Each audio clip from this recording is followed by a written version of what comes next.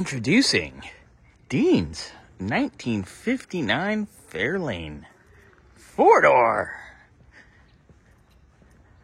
Yeah, this is going to be great. Just here for inspection today. This car's awesome. It used to be a police car. Check it out. It's got the old antenna mount and all that. Interior colors are awesome. It's just too cool, man. It's just too cool.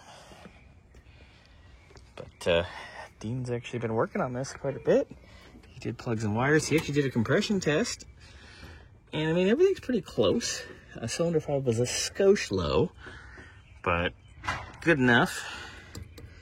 But he actually did this dual bowl master, dual diaphragm booster the other day. And away we go. So, without further ado, we'll get this in on the lift and we can begin our inspection. Too cool. I love these hubcaps. I love these 59 Fords.